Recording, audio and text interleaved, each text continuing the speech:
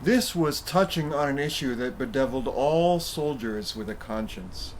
If they took orders that led to mortal consequences, what happened if those who provided the orders were untrustworthy?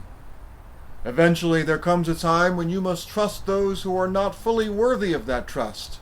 Go here. Do this. And can we really know, really be sure that those who oppose us do not, from their perspective, have equal right to kill us? Can I say that every life I've taken was despoiled? No, you cannot. Today, we are reading another Star Wars book, Mace Windu, The Glass Abyss.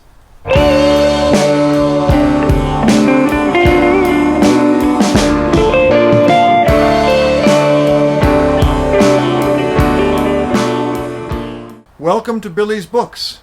Today we're going to review Mace Windu, The Glass Abyss, a Star Wars story. Mace Windu wears purple. I wore purple on the occasion. The book is purple. You see? Purple, purple, purple, purple, purple. It's just about to be Halloween, and someone recently asked online, since when did purple become a Halloween color?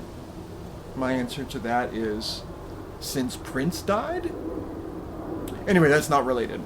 What is related is this book. So I've got some notes. So this book comes right around after episode 1. So Anakin has been taken into the Jedi family or whatever, and he's still a boy, and Mace likes him because he's a special kind of boy who doesn't do what the other kids do. He's much more hands-on, aggressive, get right to the point kind of guy. Even as a little kid, we see that, and Mace is impressed by that. He's also notices that he kind of walks the line between light and dark, or at least the narrator notices that, and that's something that Mace Windu, he has the purple lightsaber, which distinguishes him from most, and Mace Windu is known for being one of those guys that does one of the less common Jedi schools or whatever approaches. So his is one that actually manages the light and the dark side together more than most of them who are like, oh, dark side, no, but he's like right on it, and so he sometimes has a need to laugh or get angry, and he uses that and he keeps it under control, but it's not easy for him. He's been assigned by his dead friend Qui-Gon Jinn to go back to the Metagos on the Outer Rim. It's a planet he doesn't know anything about, but he owes somebody a favor there.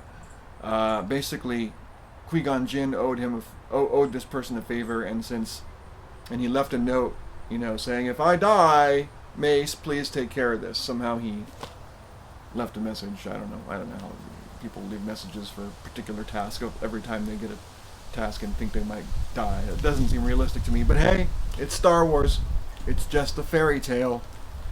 So this planet's really weird. Every 3,000 years or so, it gets some nasty solar storm that pretty much destroys life on that planet, and then they have to rebuild, or then another civilization builds. So this one, this with Metagos, recently 50 years had one of those, and so everybody's hidden underground where there's all this glass and crystalline stuff, and the underground is overall called the Glass Abyss, and it's lots of interesting crystal things and lots of interesting people down there. There's these good worms who make super strong silk that's like iron, and there's some other species that work with that, and then there's other off-planet species that are sort of invading, and there's like a brewing balance leading to civil war eventually at the beginning of this book. In the middle of it, the Civil War begins, and he's actually kind of the catalyst for it, whether he likes it or not. When he first gets there, he's still on the surface. Before he goes underground, he notices like there's people who are like frozen in place. It's kind of like when Mount Vesuvius, they found just people in oh my goodness. It's like that with the Glass Abyss on the surface. People just got caught in the solar storm and got zapped. and they're just still there.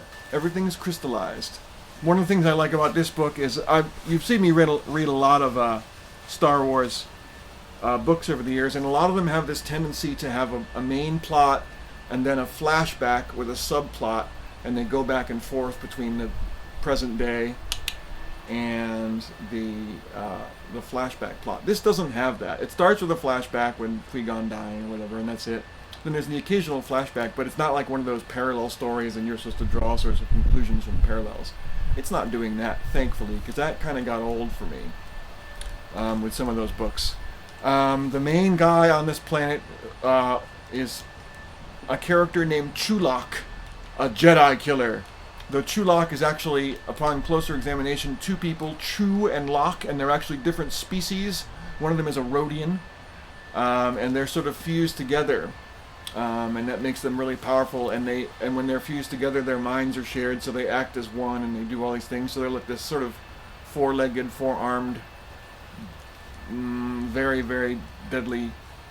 So he's become the sort of gangster. He's working on becoming gangster ruler. He's been balanced 50-50 with this other person who's been another species who's been called Sybil, who's been sort of taking care of the nice little worms that make the silk, treating them nicely. And Chulak is like, I've had enough of this. Let's just kill everybody and force those, get those guys to make silk at gunpoint more efficiently.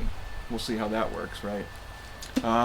For some reason, when Mace gets to this planet, he has all sorts of nightmare visions, and he has a very difficult time sleeping.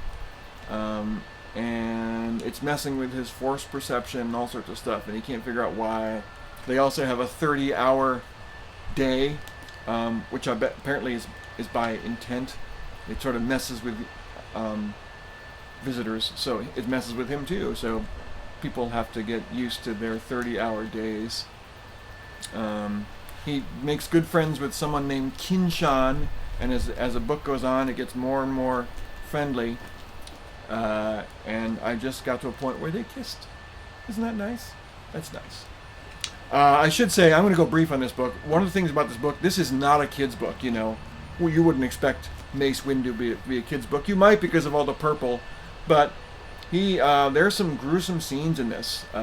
When the Civil War begins, there's some pretty graphic murder of aliens, admittedly, but still, I didn't like it. I don't like murder. That's just me. It's another Star Wars book. It's Mace Windu. It's cool. It's got to be cool. I don't really like it or dislike it all that much. It is interesting to see Mace Windu and his root, because they do flashbacks to his boyhood, because his whole identity is in crisis. He is a Jedi, but he sees himself enjoying beatdowns more than he should, and he's like, no. Don't enjoy that. So I think it's fun. It's a fun book, and of course you can they actually do make it seem like it's Mr. Jackson doing the talking in this, so it's fun. You can try to picture him the whole time. So yeah, Star Wars. If you can't do, review.